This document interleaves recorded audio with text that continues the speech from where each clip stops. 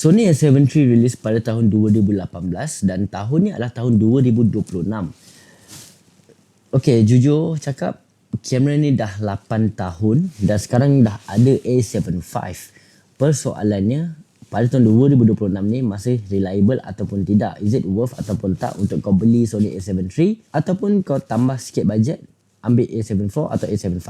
So kepada korang yang baru nak berjinak dalam dunia full frame, kau tengok video ni sampai habis. Segala review yang aku bagi tu dalam video ni adalah based on experience aku dalam banyak niche, antaranya product shoot, wedding, corporate, events dan juga travel. Aku tak boleh tipu. A7 III kalau aku pergi shoot convocation, aku shoot wedding, most of them photographer kat luar sana, kalau aku tengok Sony, dia dua je.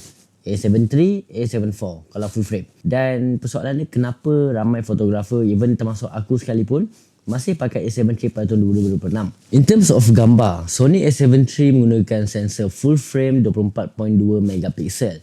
Bila cakap pasal full frame sensor, okay, dengan megapiksel, bagi aku depends pada orang. Contoh, ada orang yang sukakan street photography, diorang akan buat banyak cropping, okay, dalam post production untuk dapatkan composition diorang. Sebab street photography kau tak boleh nak plan, dia datang secara random. So macam mana composition yang kau dapat time tu, kalau itu gambar dia, itulah gambar dia. So kau kena main cropping yang drastic.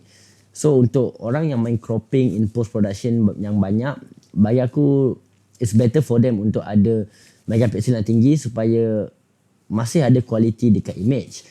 Tapi untuk 24.2 megapiksel, macam aku cakap tadi, dalam wedding, dalam product shoot, dalam travel, kalau aku pergi travel, aku tak buat cropping yang banyak. So 24.2 megapiksel cukup untuk deliver aku punya kerja secara profesional. Even kalau aku nak print album pun tak ada masalah. Dari segi autofocus masih laju and reliable. So untuk A7 III dia ada eye autofocus dan juga face autofocus.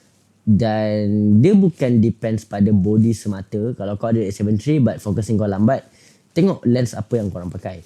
The best adalah untuk Sony kalau kau pair dengan G ataupun GM lens, dia punya native lens lah.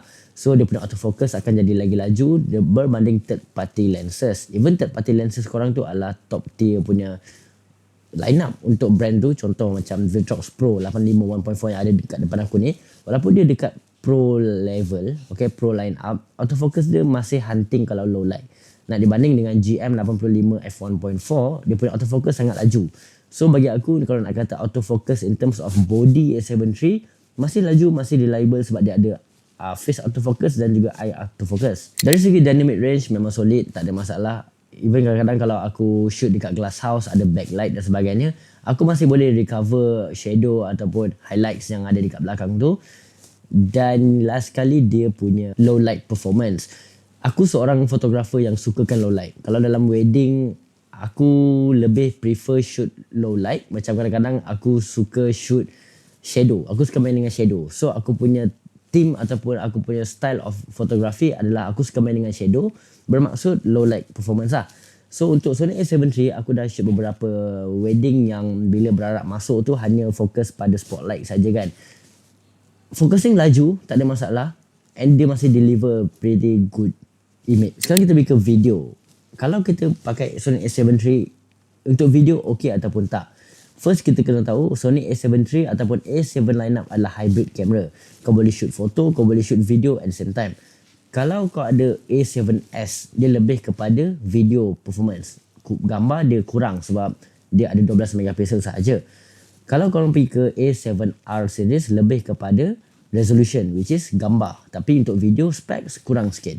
Tapi untuk A7 lineup, foto boleh, video pun boleh. Untuk Sony A7 III, dia offer 4K 30fps, oversample from 6K.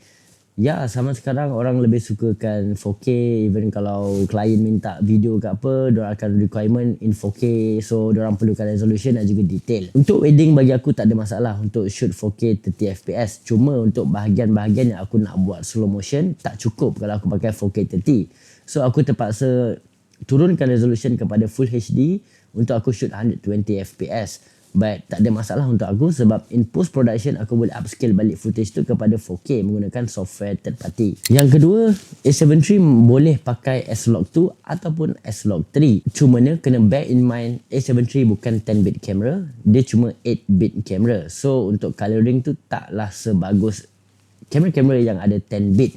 macam A67, A74, A75, FX3. But kau boleh pakai S-Log tu, kalau kau nak pakai masih boleh. Untuk wedding video, corporate, content ataupun YouTube, honestly klien takkan tahu pun kau pakai kamera 10-bit, 8-bit, 4K 60, 4K 30. Diorang cuma tengok outcome yang kau bagi dekat diorang.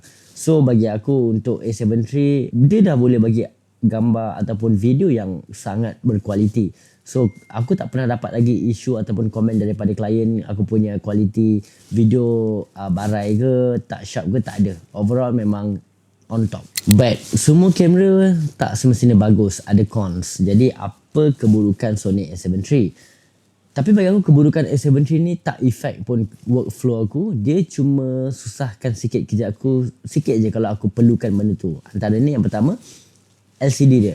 LCD Sony A7 III maksimum dia boleh pergi macam ni je. Tarik keluar, naik atas. Ini adalah maksimum yang dia boleh pergi. So kalau aku ambil lower angle, okay, lower angle shot, aku tak dapat nak tengok aku punya subjek dengan proper untuk aku jaga composition dan sebagainya. So sometimes it's a bit struggle untuk aku ambil angle daripada bawah dan aku kena try banyak kali untuk aku check dekat viewfinder aku tu lepas aku ambil gambar. Yang kedua, menu Sony ni agak berterabur sikit sebab dia masih menggunakan menu yang lama. So kalau korang jenis yang beli kamera ni untuk travel saja, hobi dan korang jarang pakai, once korang dah masuk ke menu untuk tukar beberapa setting, kau akan pening dan sometimes kau akan lost dekat mana benda tu. Tapi untuk aku yang dah sentiasa shoot setiap minggu daripada tahun lepas sampai tahun ni, aku dah hafal menu sistem dia. Aku tahu dekat bahagian mana yang aku kena pergi bila aku nak set sesuatu setting. So untuk menu sistem dia agak lama. Kau kena biasakan dengan kamera ni untuk kau faham dia punya menu sistem.